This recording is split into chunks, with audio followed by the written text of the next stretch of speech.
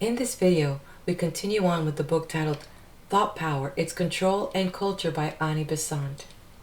Now, we're going to go on to the next chapter, which is titled Thought Transference. Have you ever considered that it could be possible to transfer your thought into somebody else's mind? Well, recently it was documented by ABC News that scientists transmitted thoughts from one brain to another. This was a research that was published in PLOS 1, conducted by scientists in Spain, India, France, and the United States. And these scientists wanted to prove that even with technology, that we will likely, in some distant future, be able to connect two brains to communicate with each other. And if you would like more information on that, please do go to my description and check out the link. I have left it there available for you. Have you ever experienced that sensation where you are just a witness of the thoughts? Well, I have to tell you one thing. I've had that feeling, and it is quite unusual. At first, you might overlook it, but then when it happens 2 or 3 times, you do give yourself pause to observe what's happening.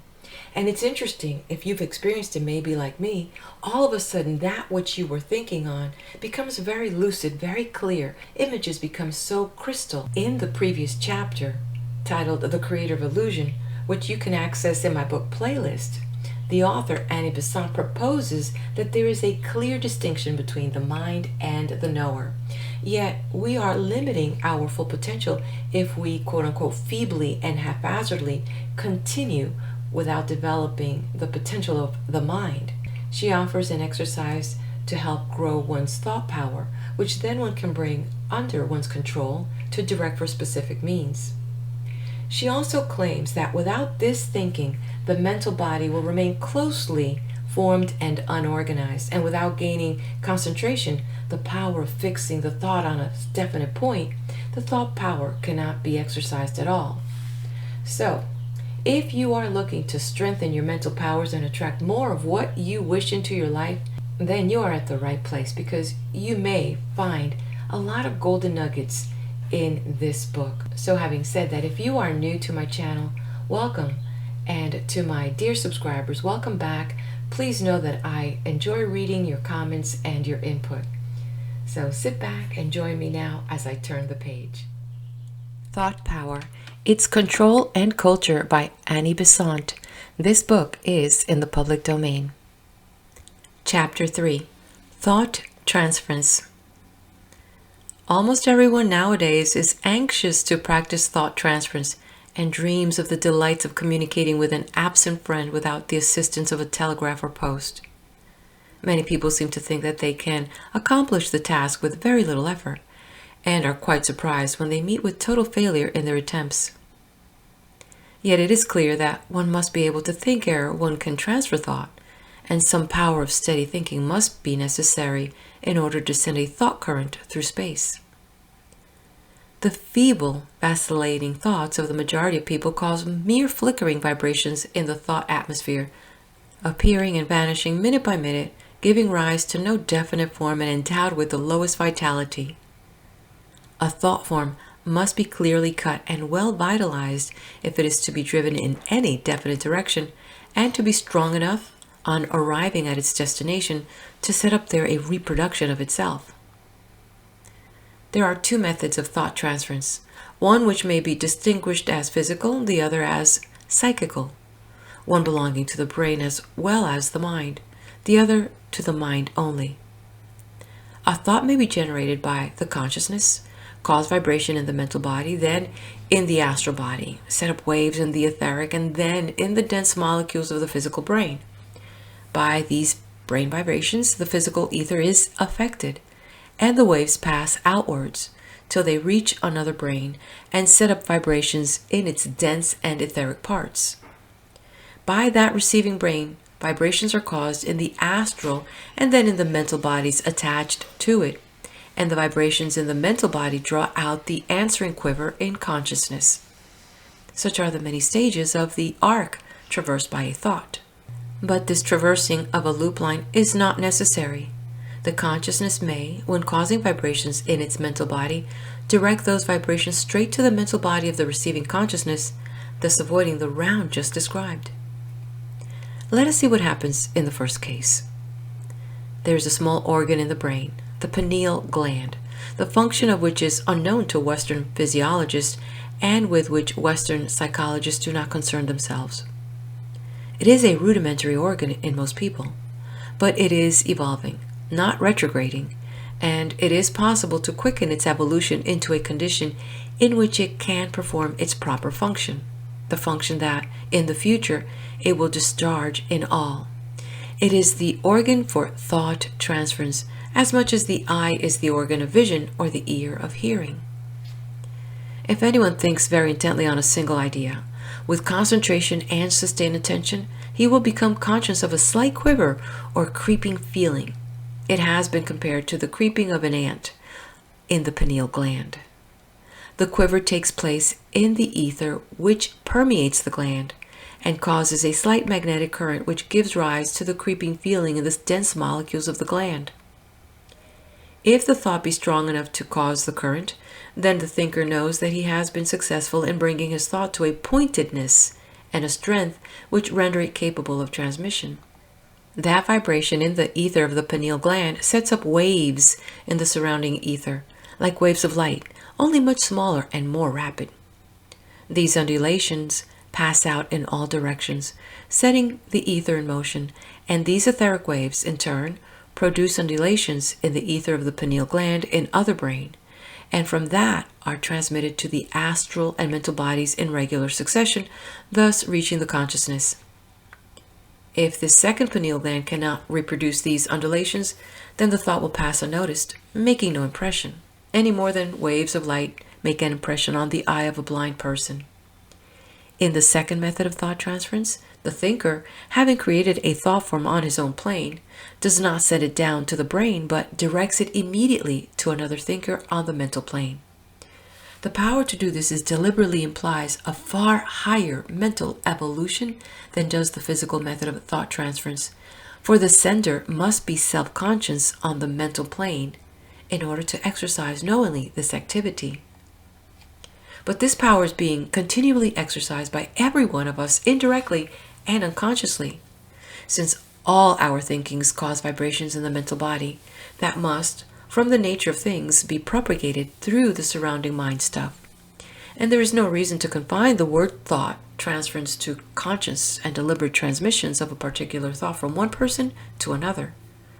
We are continually affecting each other by these waves of thought, sent out without definite intent, and what is called public opinion is largely created in this way. Most people think along certain lines, not because they have carefully thought a question out and come to a conclusion, but because large numbers of people are thinking along those lines and carry others with them. The strong thought of a great thinker goes out into the world of thought and is caught up by receptive and responsive minds. They reproduce his vibrations and thus strengthen the thought wave, affecting others who would have remained unresponsive to the original undulations. These, answering again, give added force to the waves, and they become still stronger, affecting large masses of people. Public opinion, once formed, exercises a dominant sway over the minds of the great majority, beating unceasingly on all brains and awakening in them responsive undulations.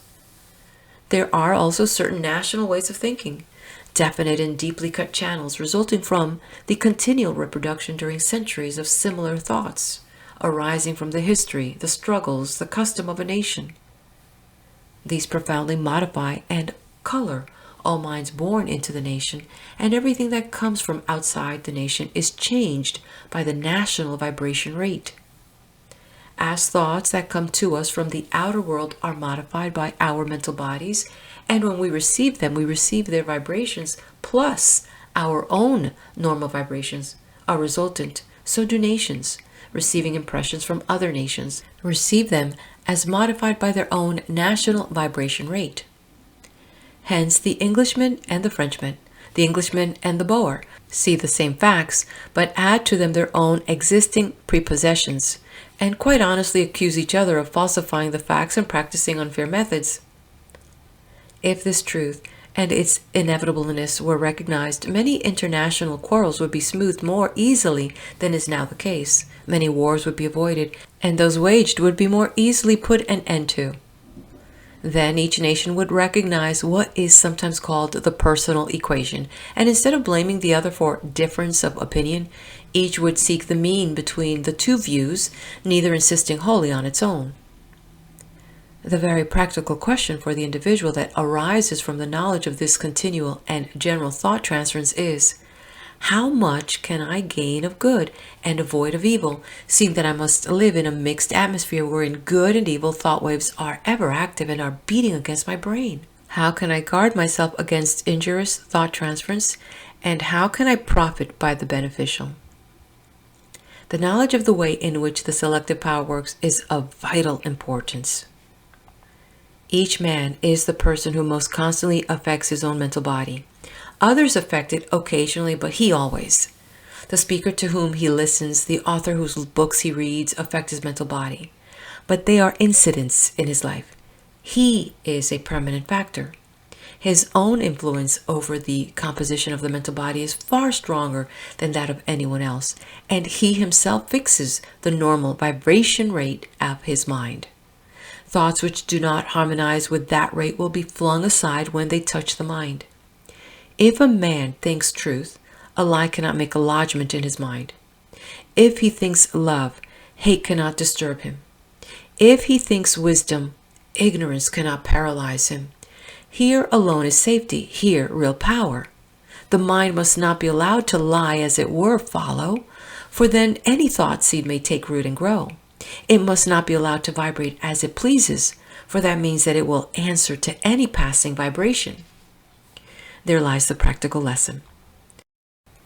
The man that practices it will soon find its value and will discover that by thinking, life can be made nobler and happier, and that it is true that by wisdom we can put an end to pain. End of chapter. Stay right here as I continue on to the next chapter. Before we do head over, be so kind and hit that like button. Chapter 4, The Beginning of Thought. Few outside the circle of students and psychology have troubled themselves much with the question, how does thought originate? When we now come into the world, we find ourselves possessed of a large amount of thought ready-made, a large store of what are called innate ideas. These are conceptions which we bring with us into the world, the condensed or summarized results of our experiences in lives previous to the present one. With this mental stock in hand, we begin our transactions in this life, and the psychologist is never able to study by direct observation the beginnings of thought.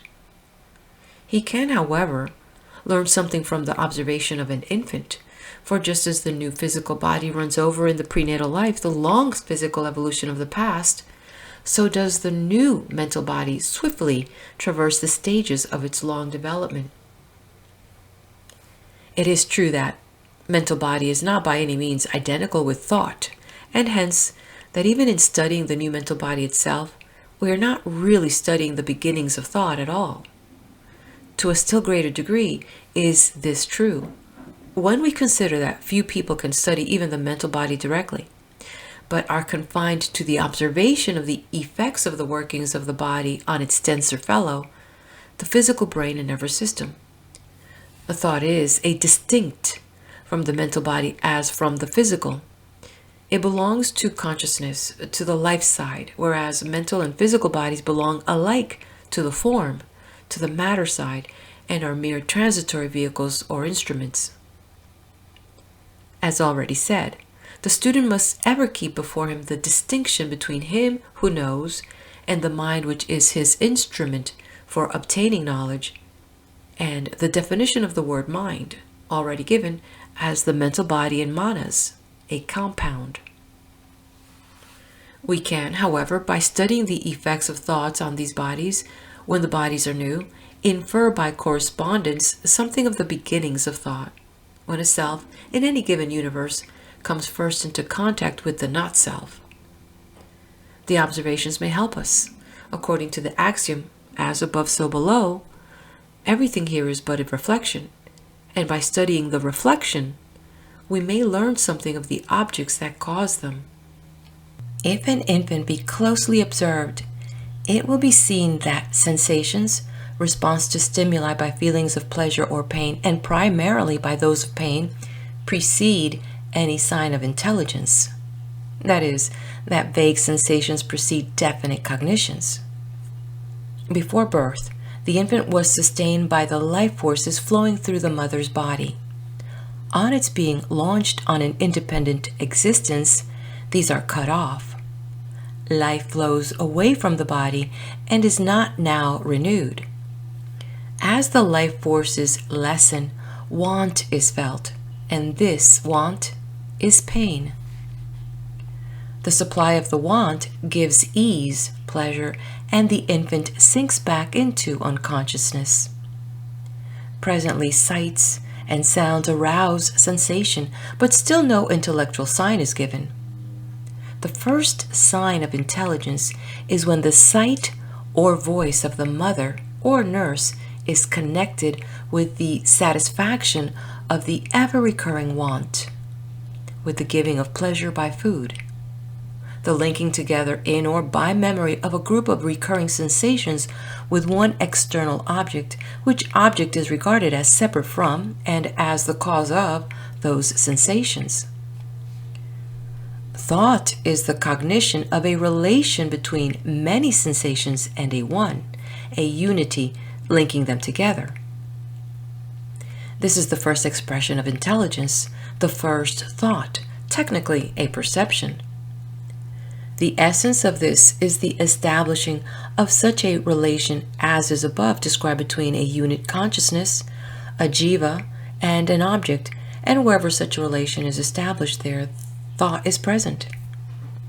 This simple and ever verifiable fact may serve as a general example of the beginning of thought in a separated self, that is, in a triple self encased in an envelope of matter, however fine, a self as distinguished from the self. In such a separated self, sensations precede thoughts.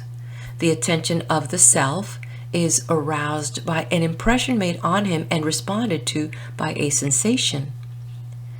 The massive feeling of want, due to the diminution of life energy, does not by itself arouse thought, but that want is satisfied by the contact of the milk, causing a definite local impression, an impression followed by a feeling of pleasure. After this has been often repeated, the self reaches outwards vaguely, gropingly, outwards, because of the direction of the impression which has come from outside. The life energy thus flows into the mental body and vivifies it, so that it reflects faintly at first the object which, coming into contact with the body, has caused the sensation. This modification in the mental body, being repeated time after time, stimulates the self in his aspect of knowledge, and he vibrates correspondentially. He has felt want, contact, pleasure, and with the contact an image presents itself, the eye being affected as well as the lips, two sense impressions blending. His own inherent nature links these three, the want, the contact image, the pleasure, together, and this link is thought. Not till he thus answers is there any thought. It is the self that perceives, not any other or lower. This perception specializes the desire, which ceases to be a vague craving for something and becomes a definite craving for a special thing, milk. But the perception needs revision, for the knower has associated three things together, and one of them has to be disjointed, the want. It is significant that at any early stage the sight of the milk giver arouses the want, the knower calling up the want when the image associated with it appears. The child who is not hungry will cry for the breast on seeing the mother. Later, this mistaken link is broken, and the milk giver is associated with the pleasure as cause and seen as the object of pleasure. Desire for the mother is thus established, and then becomes a further stimulus to thought. The relation of sensation and thought.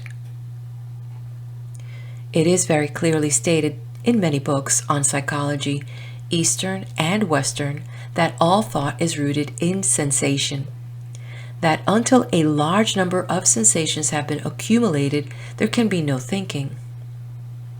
Mind as we know it, says H.P. Blavatsky, is resolvable into states of consciousness of varying duration, intensity, complexity, etc., all in the ultimate resting on sensation. Footnote. Secret Doctrine. End footnote. Some writers have gone farther than this, declaring that not only are sensations the materials out of which thoughts are constructed, but that thoughts are produced by sensations, thus ignoring any thinker, any knower. Others, at the opposite extreme, look on thought as the result of the activity of the thinker, initiated from within instead of receiving its first impulse from without. Sensations being materials on which he employs his own inherent specific capacity, but not a necessary condition of his activity. Each of the two views, that thought is the pure product of sensations and that thought is the pure product of the knower, contains truth, but the full truth lies between the two. While it is necessary for the awakening of the knower that sensations should play upon him from without, and while the first thought will be produced in consequence of impulses from sensation, and sensations will serve as its necessary antecedent, yet, unless there were an inherent capacity for linking things together, unless the self were knowledge in his own nature, sensations might be presented to him continually and never a thought would be produced. It is only half the truth that thoughts have their beginning in sensations. There must work on the sensations the power of organizing them and of establishing connecting links, relations between them, and also between them and the external world. The thinker is the father, sensation the mother, thought the child. If thoughts have their beginnings in sensations, and those sensations are caused by impacts from without, then it is most important that when these sensations arises, the nature and extent of that sensation shall be accurately observed. The first work of the knower is to observe. If there were nothing to observe, he would always remain asleep. But when an object is presented to him, when, as the self, he is conscious of an impact, then as knower, he observes. On the accuracy of that observation depends the thought which he is to shape out of many of these observations put together. If he observe inaccurately, if he establish a mistaken relation between the object that made the impact and himself who is observing the impact, then out of that error in his own work will grow a number of consequent errors that nothing can put right save going back to the very beginning. Let us see now how sensation and perception work in a special case. Suppose I feel a touch on my hand. The touch is answered by a sensation. The recognition of the object which caused the sensation is a thought. When I feel a touch, I feel, and nothing more need be added as far as that pure sensation is concerned. But when, from the feeling, I pass to the object that caused the feeling, I perceive that object, and the perception is a thought.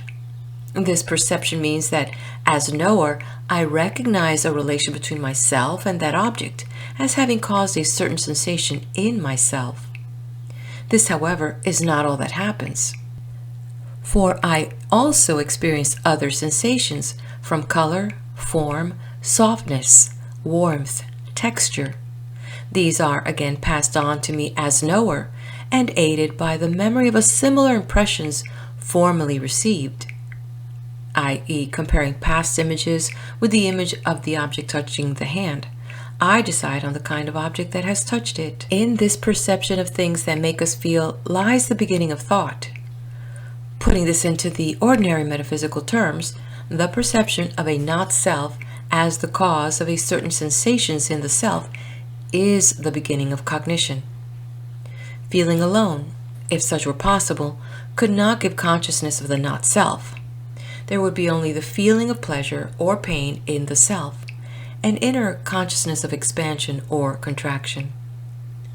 No higher evolution would be possible if a man could do nothing more than feel. Only when he recognizes objects as causes of pleasure or pain does his human education begin. In the establishing of a conscious relation between the self and the not-self, the whole future evolution depends, and that evolution will largely consist in these relations becoming more and more numerous, more and more complicated, more and more accurate on the side of the knower. The knower begins his outer unfolding when the awakened consciousness, feeling pleasure or pain, turns its gaze on the external world and says, "That object gave me pleasure. That object gave me pain." There must have been experienced a large number of sensations before the self answers externally at all. Then came a dull, confused groping after the pleasure, due to a desire in the willing self to experience a repetition of the pleasure. And this is a good example of the fact mentioned before, that there is no such thing as pure feeling or pure thought. For desire for the repetition of pleasure implies that the picture of the pleasure remains, however faintly, in the consciousness, and this is memory and belongs to thought. For a long time, the half-awakened self drifts from one thing to another, striking against the not-self in haphazard fashion, without any direction being given to these movements by consciousness, experiencing pleasure and pain without any perception of the cause of either. Only when this has gone on for a long time is the perception above mentioned possible, and the relation between the knower and the known begun. End of chapter. If you haven't done so yet, please do hit that like button, and if you'd like to get notified of future videos, do subscribe and share this with your friends. And now I invite you to follow me to the next video, where we will continue with the chapter on memory from the book titled Thought Power by Besant.